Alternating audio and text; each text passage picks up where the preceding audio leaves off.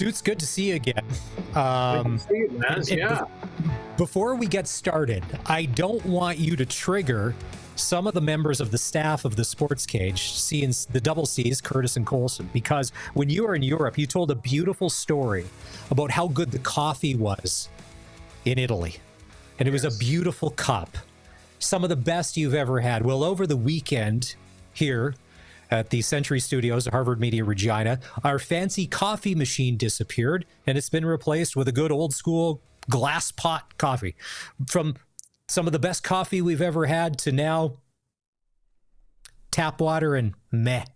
So do not mention this to Curtis. It's been a bit of a trigger point for the past 36 hours. Should we start a GoFundMe or something for a new coffee machine, or what do we need to do? Like, do we all just pitch in? Let's just pitch in. Get Curtis set up with a coffee machine. You got to start the day right. I mean, come on. Yeah, like we don't even need it for the rest of the team, just for me. Like a personal coffee fund works great for me, Suits. If you could get the word out, I appreciate it. I'm in, man. I'm in. I'll be a teammate here and throw my 2 cents in.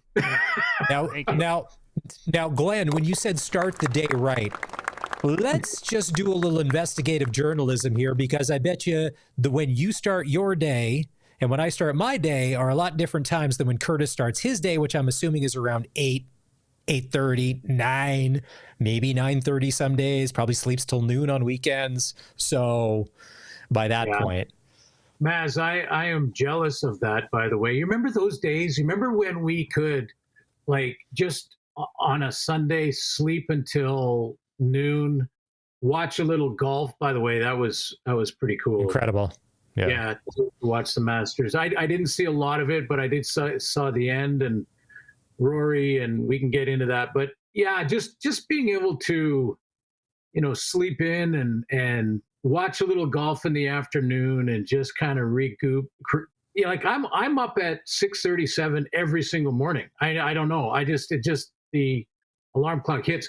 That scene right there, Maz, when I was watching that, what a great job by Jim Nantz, and I can't remember the color guy, but Jim Nantz and that crew to allow the moment from a broadcaster's point of view, to allow the emotion of the moment take over and not to interject into it too much. There's nothing that Jim Nantz or his partner could have said in this moment that if you're watching the stream, you're seeing Rory at the end when he fell to his knees and was emotional.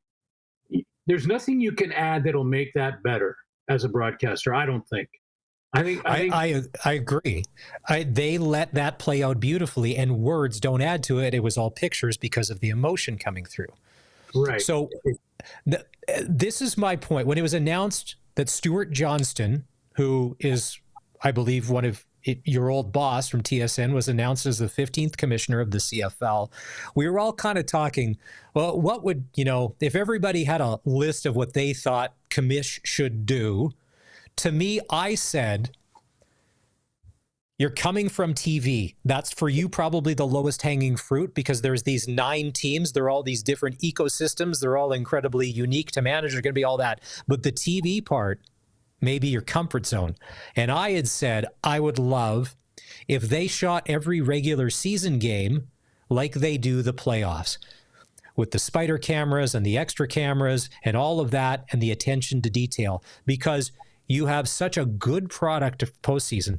I want that in the regular season. I'm a fan. I don't care if it costs more and you got to bring in more people. You got to do all of that. It's the product, the end product, right? So CBS shoots the Masters beautifully. And like you said, the talent didn't wreck it.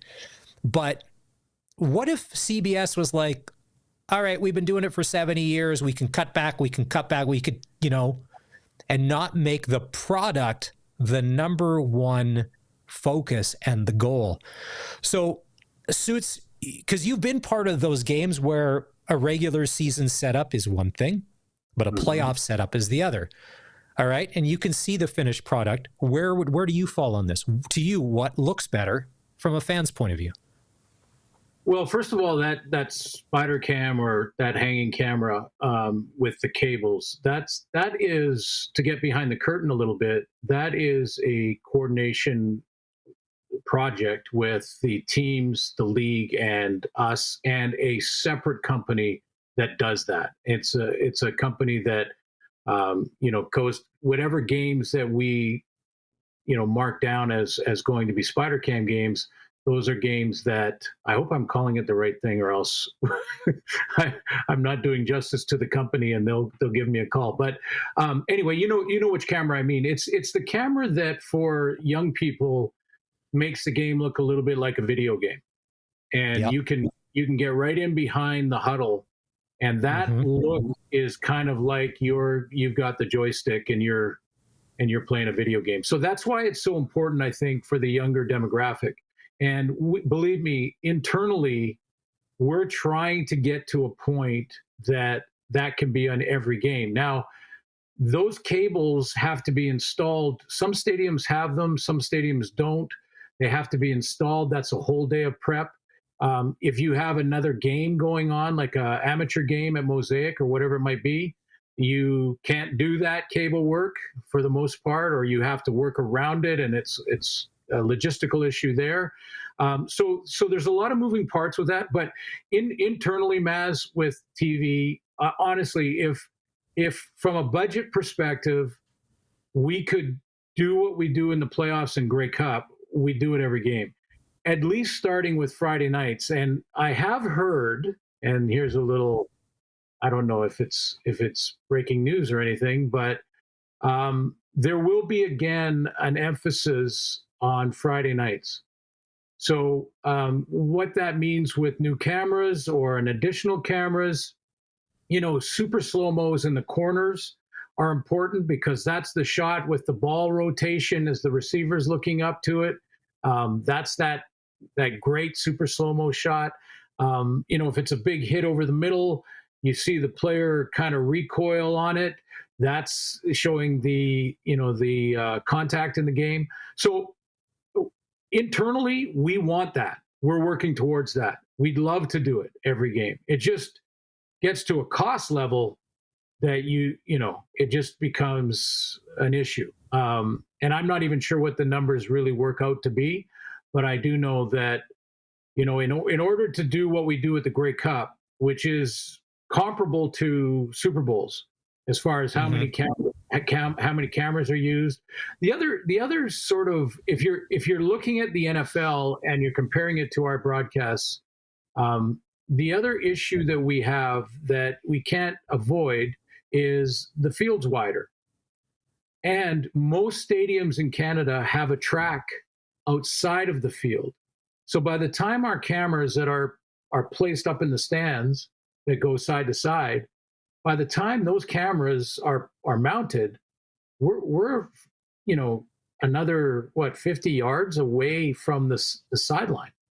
So the NFL is kind of right on top of the game, and that's why you'll see a lot of tighter shots. I mean, these cameras can zoom in. You can get right into the face of a player from the sideline for us too. But that's a real long zoom. So cameramen, I'm sure, will tell you that to get from that shot to a wider shot to be following the ball and things like that, you don't want to be snap zooming those things. And I don't know all the lingo, but I do know that there's some logistics there too. So that's the challenges that we have. But believe me, Stuart Johnston understands the mechanics of showing the game. He understands the entertainment. He understands the messaging.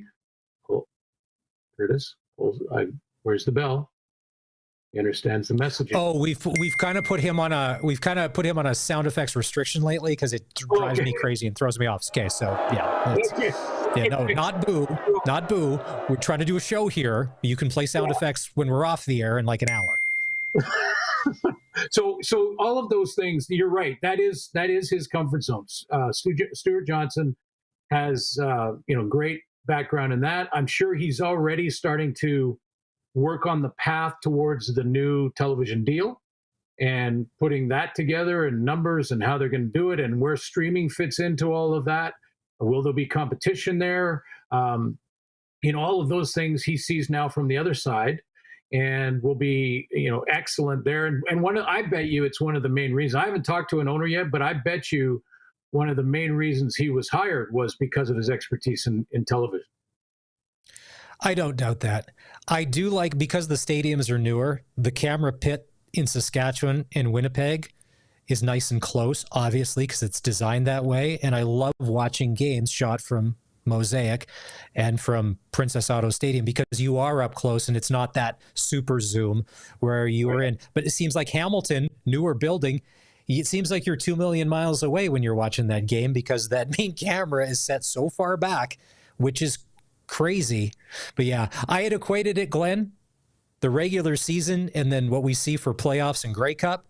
It's like there was the normal dishes, and then mom would bust out the good china once a year for Christmas when the relatives would come over, and then that would go away, not to be seen again for another 364 days. But it was there once. Well, Maz, keep in mind too that when you're in a budget meeting, let's say, and let's say Stuart Johnston on the other side of that negotiation, he's still with TSN, let's say, and he's sitting in the budget meeting and he's saying, well, at the Grey Cup, we're going to have up to over 10 million people at one time or another tune into the game. So we want to grab them for sure. But also we're going to average, 3.5 to 4.5 million for every one of those Grey Cups. Now, we have great ratings in the regular season, but in a comparable, it's 500,000 on average, or, a good game would be upwards around 1 million, maybe 800,000 viewers, which is fantastic ratings. But when you're trying to look at how you're going to allocate your budget, obviously the big game with 10.5 million and a concert at halftime from a big name artist, that takes precedent. What would you like to see? Because obviously the new boss of the CFL, like I said, he knows your side. He came from that side. He knows the football. Like, for you, because you see it differently, because you're in front of it, but you can also be behind it and you know all the players. Is it stability? Is it calm? Is it demeanor? Is it business acumen? Like, what are some of the things that the average person wouldn't know that he's going to inject into this role instantly? Well, it's a great question, Maz, and we all have an opinion on it. And, I often hear when that question is asked that he needs to increase revenues. And I find it funny. I almost smirk because, that's one of those, yeah, obviously, if you are running a business, you want your business to increase revenues. I mean, that's kind of like going into a hockey game and saying, what we want to do today, guys, is win the game. Yeah, obviously you want to increase revenues. Obviously you want to win. You don't have to say that. You don't have to talk about it. What you have to talk about in the locker room is the process to getting there. What have we done we've done well? What have we done that we need to improve upon? And working together and believing in it. So, when I hear increased revenues, I go, okay, but that is the big picture thought. Now let's say, how do we get there? And how we get there, in my opinion, is to, not rebuild the house and the foundation, but just do a little housekeeping, do some self-evaluation.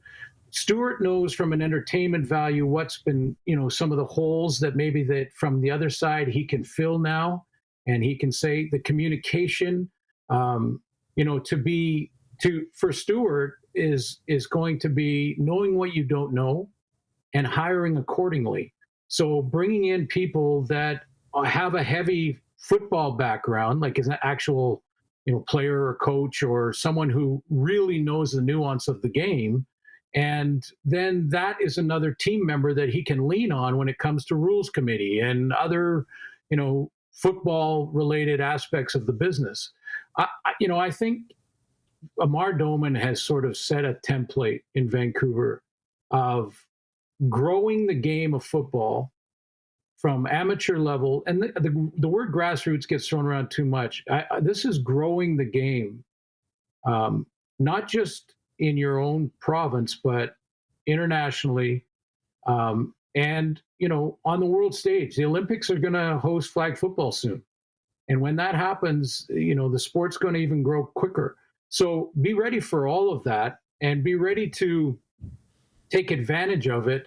There's a lot of little nuances that he can do year to year, and rules committee and what would change there, and what happens with the Europe experiment, and do you tweak that, and how would you tweak it? What do you do to, do you make it still mandatory when it comes to having one player on the roster, or you say to teams, listen, you can go and scout in Europe, but you don't have to put a player on your roster. It's not mandatory to have an international player. So, I think there's lots of little details that he can work on, but in the big picture, communication, messaging, make sure the foundation is solid, put together your 10-year vision.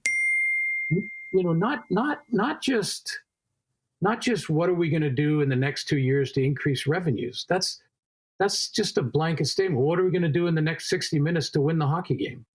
Let's talk about the process, not talk about, we need revenues. So last week, the Riders came out and they announced that they're going to be doing flex packs, which I think is great. For as low as $33.50, you can buy vouchers, and you can do one game at a time. You can do, if you bought 10 vouchers, you could do one game, 10 people. It includes all of that. And then I got to thinking, and they've got the watermelon pack, which is the first game and the Labor Day game, and that's on sale. So that's great. It's innovative thinking. I remember 2 weeks before the Super Bowl, we've all stayed at hotels in Vegas, and you get on the mailing list and then they mail you out. And for the Super Bowl, and I believe it was Senior Frogs at Treasure Island in Vegas, it was all you could drink for $119 from, I believe, 11 a.m. on Super Bowl Sunday till the game was done. And there was food included there. I'm like, okay, because if you've been to Vegas lately, a drink is a lot of money. It's $8 to $10 for beers. So it doesn't take a lot, especially if you drink and eat. So with something like this, and just trying to think outside the box, something like, and I know Barney and you guys were on the tailgating part, but I'm like, if I was needing to generate ideas, this goes to revenue, going, well, if I'm a season ticket holder, because I like what Jay McNeil is doing in Calgary, and we'll get to the Stampede Bowl in a sec. Mm-hmm. What if, as a season ticket holder, it's happy hour pricing all year because you are a season ticket holder. So that $8 beer is $5 like at happy hour, but that's all game. And then there's a discount on food. Well, that encourages you to come. And then you could bring people, and you could extend that courtesy if you are bringing others, and things like that, where maybe it's not traditional, it's out of the box. The Stampede Bowl with Jay McNeil, I equated it to the movie Semi-Pro with Will Ferrell, Jackie Moon creating the Flint Mega Bowl just to create something, make a trophy, put it out there. Love it. It's hard to compete against Stampede in Calgary. It is the greatest outdoor show on earth. They usually leave town, but they said, hey, we're going to stay. They got Brett Michaels from Poison coming in. He's going to be halftime entertainment, and they're going to give it a whirl. And they're committing to it for 3 years, hell or high water, whether this works or not. But they're out there and they're trying something. And I like that. And from a fan's point of view, now, I don't know if you have your schedule. Will you be calling the inaugural Stampede Bowl Bombers Stamps that night? Yeah, I will be. And honestly, when I saw what Jay was doing in Calgary, because I don't think it should be a competition. I don't think the Canucks and the Lions should be a competition. I think they should work together on packages where you could go to 3 Canucks games and 3 Lions games, and you can pick the games. There's lots of different. When you have an NHL team, you don't have to be competing against them. It's sports. It brings us together with a common, the commonality of cheering for our team. So, and when Jay was doing that, and I looked at the schedule, I thought, I want to do that game. I mean, how many people in Calgary said, I'm going to go to 3 games, not sure which ones. And then that came up and they went, well, I'm going to be at Stampede anyway. Why don't I spend the morning and the afternoon at Stampede, get some food, go to the game? It's working together to find new and innovative ways. That's why Amar Doman in Vancouver has that first game concert. Anecdotally, my daughter is in that 30-year-old range, and her partner and my son and their friends that I've talked to, they all can't wait. Like, they pre-buy tickets now to the Lions, and they want to see they don't even know who the concert is yet, But it's happened a couple times in a row now where Amar Doman has brought in a big name for that first game of the season, and they want to see who it's going to be, and they've already got their tickets for it. And that has nothing to do with Dad being part of this business. It's just that they think it's cool. And, when the kids think it's cool, that's where you start to get them in the door. And once they're in the door and they have the experience of the game, and the Lions take it to overtime, and the Canadian quarterback in Nathan Rourke has a big game. I mean, Nathan Rourke was a big deal in Vancouver. I mean, people were comparing him when he first came and it was hot. People were comparing him to when Pavel Bure became a Vancouver Canuck, and the hype around that, and how it was this phenom athlete that was ripping it up for the Canucks. So, I think that's one thing that Stuart Johnston, I hope, and I know he will, is to make it clear to all of the stakeholders in the league that we will compete on the field and collaborate off it. And, if that means collaboration with other sports in your city, with amateur sports, with flag football, with Football Canada. I'm not sure how many times Randy Ambrosi called Football Canada and had discussions. I know it happened, but it should be like a weekly thing, or at least a monthly thing, where they're coordinating events you can do in the stadiums. You can work around games. Maybe there's tournaments. I mean, grow the game. The business will take care of itself. I agree. There's enough minor football teams in every city. Give every kid $1 ticket or a free ticket for those upper levels, and they bring mom and dad and they have a great time. And yet, listen, sometimes you got to prime the pump, as it's called. Listen, nobody's sitting in those seats anyways. Get butts in there and you may make yourself some new fans. And if that's where they're going. Just on the Stampede Bowl, Brett Michaels, if halftime 16 minutes, he's got to do a medley of hits. I would like him to also play after the game in a full concert, maybe 75 to 90 minutes. I don't know if that's happening. That's just a personal preference of mine. But all right, so let's move on.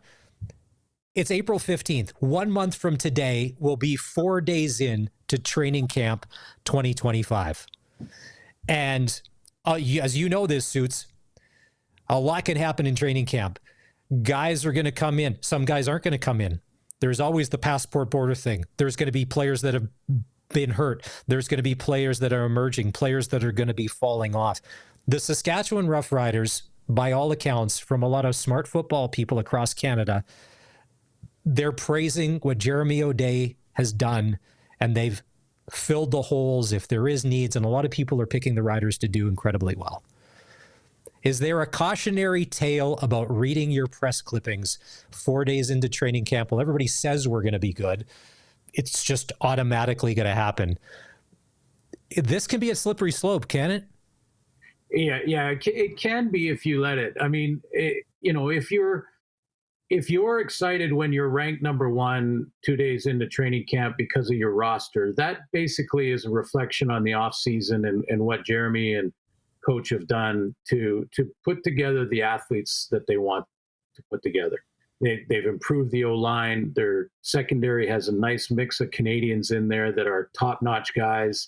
I think their ratio is excellent. Their Canadian talent, and they've their concern about the age and health of Trevor is mitigated with the signing of Jake Mayer. So, they have taken care of a lot of issues from last year in the offseason. So it's a reflection of that. But if any one of the players or the coaching staff 2 or 3 days into training camp start to think that because they're ranked high, that means anything, well, if you believe in that, then you have to believe when you're ranked low. You see what I'm saying? You have to teach that you can't control what the outside world is saying. You can't control what the media is saying. You can't control what that person in the grocery store said to you. What you can control is how you respond to it. And I would say be indifferent to all of that. It hurts when someone tells you you're no good or that you stink or whatever. That hurts. But be indifferent to it. Don't react. Don't respond, whether it's good or bad, whether it's praise or criticism. Don't respond to it. because you're taking care of what you can control, which is bringing that team together. On the third or fourth day of training camp, you're already starting to build or trying to build that chemistry. You know, the DBs, the offensive line, the two groups that really have to be coordinated or else bad things happen.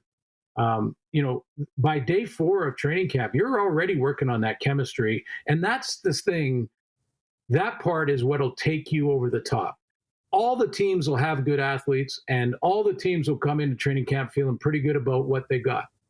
And now, what's the difference between winning and losing? The difference is, do they stay together? Do they believe?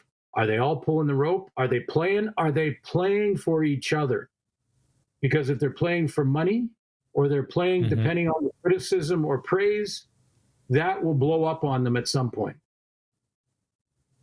If you're watching the stream, Suits is looking very Godfather-ish at the moment. Not only is he dressed like the Godfather, but the way the sun is coming through the shades, do not cross this man, because it's a fate you do not want to meet.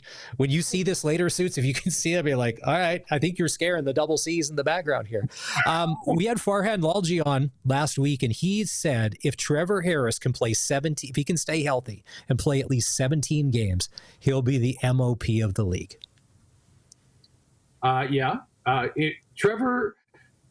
Trevor's, you know, when about 2 weeks ago, we were talking about stars in the league when there was that Geno Lewis thing going on, and, you know, whether or not Trevor's a star in the league. Trevor is a star quarterback, a championship level quarterback. You can win the championship with Trevor. That's where it starts when you walk through the door in training camp in the first day of training camp.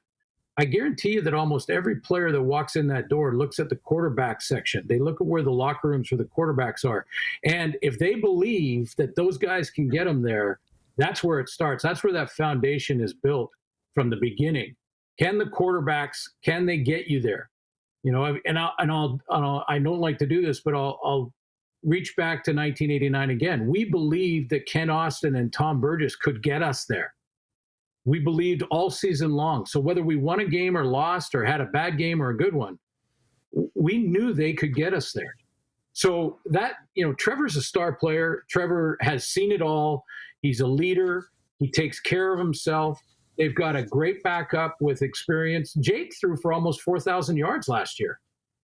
You know, so you know, on a team that struggled, on a team that lost due to injuries, some of their offensive talent early in the season, and he still threw for 3,500. So, you know, when you look at their quarterback room, that's where it starts, and it's good. And Trevor Harris, yeah, I agree with Farhan. He's a star. He can take them there. They've also done a nice job in the offseason, at least that starting group. But even behind the starting group up front, they by what they've done in the offseason and how their offensive line looks, it tells me that the organization has said, we know what style of quarterbacks we have, and so this is the type of O-line we need with that guy. I guarantee you that, you know, Trey Ford in Edmonton, their O-line can be younger because he's going to be a different type of guy.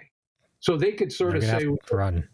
Yeah, and he's going to be all over the edges and running and scrambling and all the things that he does. So, yeah, I think Trevor can be an MOP. Absolutely. I think he's a championship caliber quarterback, and he can get them there. But it's going to take everyone on that roster, top to bottom. Bo Levi Mitchell said the other day on social media, if Hamilton wins the Grey Cup, he retires and rides off into the sunset. As someone who has played and then retired, if you're ready, is that the ultimate way to go out at the pinnacle? Well, I think if you could write it out and make that plan, yes. But where Bo is, I think he's at that point. You know, Bo has done some work with us at TSN when Hamilton was out of the playoffs, and you know, he's good. He's incredibly good on TV. Yeah, I think he has a career there for sure once football's over. You know, and he still has the skill and the talent I don't, because of how he plays, the quick release, drop back, quick release type of guy.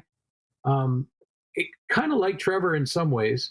I think he can play at an older age than some other guys that are more athletic and use sort of their feet and their legs to get outside and things like that. So yeah, I think it's the ultimate Maz to do it that way. The problem is if you win the championship when you're 29, you're going, well, let's do it again. So let's put it this way. If Bo Levi Mitchell and Hamilton win the championship this year and he is healthy all season and throws for 4,500 and he's the MOP, he's got a tough decision to make. It's not going to be a slam dunk as, well, we won, so I'm out. He's going to go, well, you know what? Maybe I got another one in me. All right. It's press coverage with Glen Suitor. Before we let you go, who are you voting for in 12 days? No, we're not going to ask you to listen. We're going to start a political podcast, and we'll let everybody know that way. Well, that will open up. But I believe for the next 4 years, we really need to see something different, because the way it's going right now, it's the wrong direction. I'll put it that way. It's press coverage with Glen Suitor. It's brought to you by Bronco Plumbing and Heating, where professional service is guaranteed. They'll treat you right. 781-2090. Suits will be back in with us on Thursday, unless the Godfather has other more pressing matters to do. Look at that. That's an ominous figure. On the stream, which is happening right now on our YouTube channel and at Sports Cage on X. And we're on the radio. We'll take a break. We'll come back. This is the Sports Cage on 620 CKRM.